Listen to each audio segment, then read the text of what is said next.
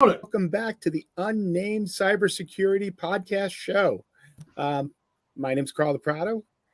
We have up from who's in New York, Bob Mitchie out of New Jersey, Chris Burns out of Michigan, and we got Matt Weaver out of PA. And we're going to talk today about some exciting things that are happening in the world of cybersecurity and other stuff.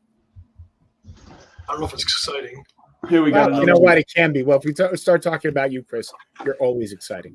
I'm the most boring person here. not even. Hey, that's real talk right there. Exactly. Well, hey. Sure. Anyway, today we were going to talk about. I guess we should talk about BitLocker. Bob, what is BitLocker and what is it used for?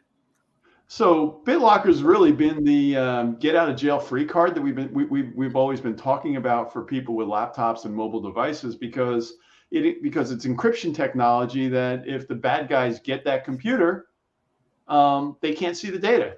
Well, that was up until yesterday. Yeah. R.I.P. BitLocker. Chris, Chris or Matt? I was sharing the article. I wanted to see if you guys had. This has been a problem though for a long time. This isn't just like this guy just made it cheaper. You want to explain the problem first and then say why it's been a problem? Yeah, so there's something called a TPM or Trusted Platform Module that can be used inside of a computer for security. Basically, you can store cryptographic keys, things like that. The problem is when it's separate from the CPU that runs your entire computer, is that communication is not encrypted. So encryption works with keys. Basically, your hard drive is encrypted with a key, and the TPM, in this case, knows one part of the key, so it has to feed it to the CPU. If you can... Hey, Chris, I'm going to cut you off for a second on that. Yeah. I'm going to cut you off because a lot of people are like, well, what's really going on? And what Carl's asking here is... basically, a YouTuber came up with a $10 device to break the encryption on hard drives, so it takes 45 seconds to get the data. If you have physical access to the device, you're able to read those keys that go in between the TPM and the CPU because they're unencrypted, and they can grab the keys and they can get into the hard drive. That's basically that's what I was trying to get to that. Yeah.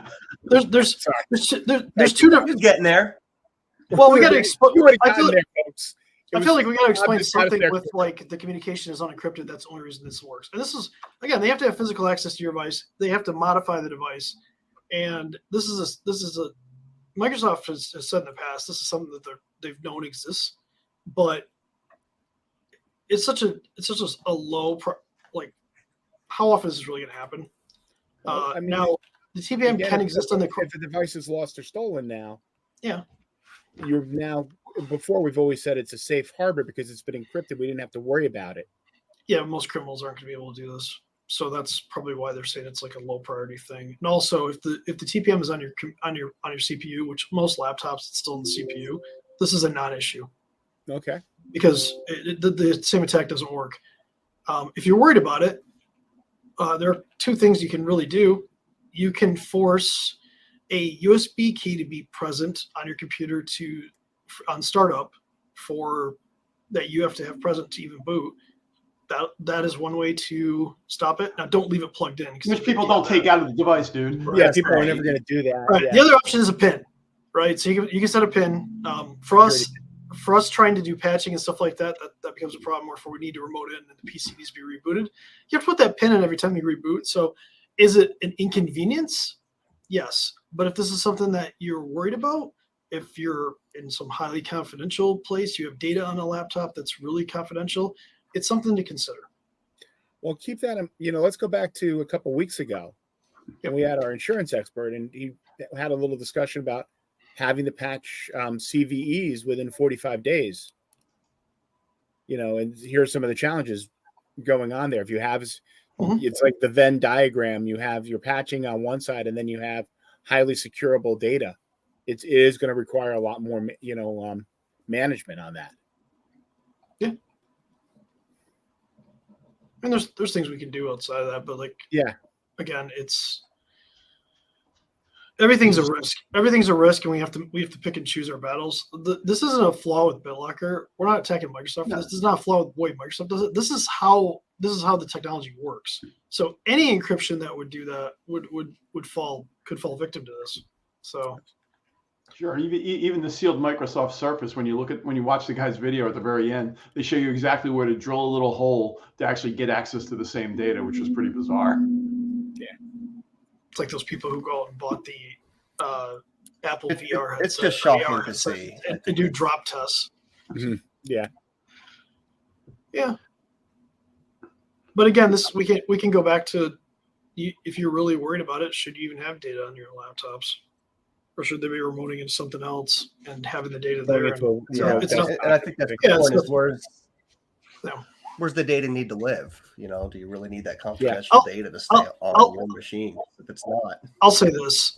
As somebody who's a victim of a college putting my social security number in a file on a laptop that was unencrypted, I will take a BitLocker encrypted laptop and have it lost 100 out of 100 over to something not encrypted and lost. Well, it's the same thing as having your, the money in the mattress or the money in the bank. They I actually saw one batch of emails go out from a university that had the student ID numbers as the full name instead of their instead of the full name, and at that time the ID numbers were socials. Yeah, that's the sense. mm-hmm. So that was a disaster. When I was in college, it was. So anyway, my ID. We're going to pivot here. Exactly. Yes. So Not smoothly. I posted something else I posted something about insider threats over on LinkedIn last night. Apparently there was a huge talk about insider amount of threat. Verizon data that Bob, it's an insider threat. Dogs right now, or wolves. the dogs are setting off an alarm that there's an insider threat happening. There you go. So what Bob was trying to say is Verizon had an insider threat situation to where a person inside of Verizon got access to 63,000 people's information, like employee information, in a file. Yeah, stored in a file, no less. So we can go into why that's a bad idea, but they just I think the guy just wanted to send out his Christmas cards. Oh, A lot of Christmas. we got to get the list out. I know I filter my They list didn't by say what it was SSNs. for. So anyway, Chris, but that brings up a really good point. Is if somebody has all that kind of data sitting inside, no one really all the cyber, all the people talking about cyber, it's like always outside. What are the bad guys going to do to me? What's going on? And in this case, it was an insider issue. Was it a mistake? Probably. Yeah. Well, they had 3 months of unfettered access, so Verizon doesn't think it was used outside maliciously, but they still did notify people because they still fell under breach notification laws. Yeah.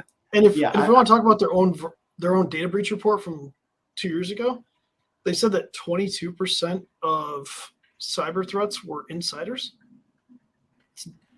Some people say it was 31% last year, so we'll say between 20 and 30% of all cyber attacks are insider threats, whether malicious or just accidental. Sure. Yeah. I don't think people really think about that. Could be a salesperson stealing stuff. A lot of people don't even think about the data that's sitting inside that network. If you give somebody access to stuff, is it really an insider threat if he's using it? I think kids are insider threats, but that's why I didn't have any. I'm going to do something we really don't normally do on this podcast. I'm going to give a shameless plug to a service that all four of us provide to companies, which is what we call a cyber risk assessment. And you go, well, that was Verizon, but what data is sitting inside of most businesses that they're not aware of, and who has access to that? Well, and that's really what those type of assessments do, is find out that, so you can start to mitigate that. You show me a company that we can go into that somebody doesn't have, like, that is free of somebody having access to data they shouldn't have access to, and I'll show you a unicorn. Yeah. Oh, I agree. Like, but it's all mitigated risk. It'll never be perfect.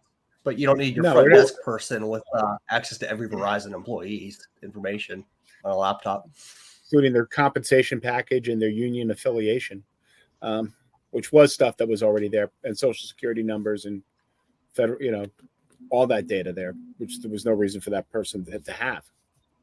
Is there really a reason for that to be in a file, period? I mean, we don't know the use of it inside of Verizon, but I mean, honestly, they just said it was a file. It's like really a file of 63,000. By the way, have you guys ever used this? Like, let's say this is a spreadsheet just for fun and games. Yeah.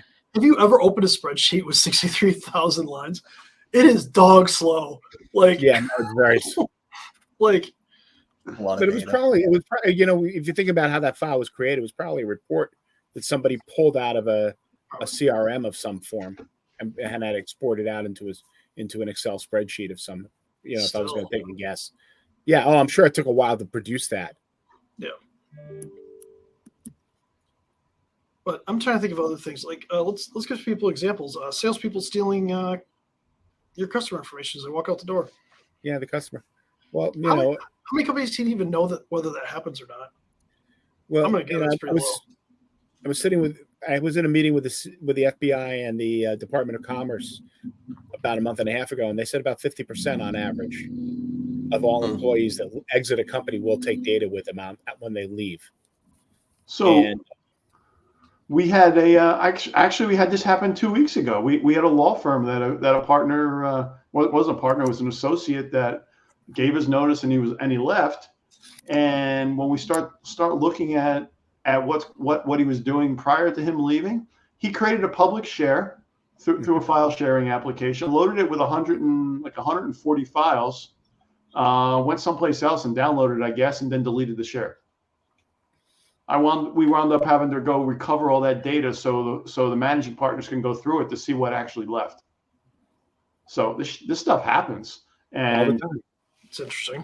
And the only reason we found it was as the managing partner was reviewing the email account that we restored all the deleted stuff from, he found this file sharing link sitting in there, and the link was no longer active, but we were able to rebuild it from backups, and there it was.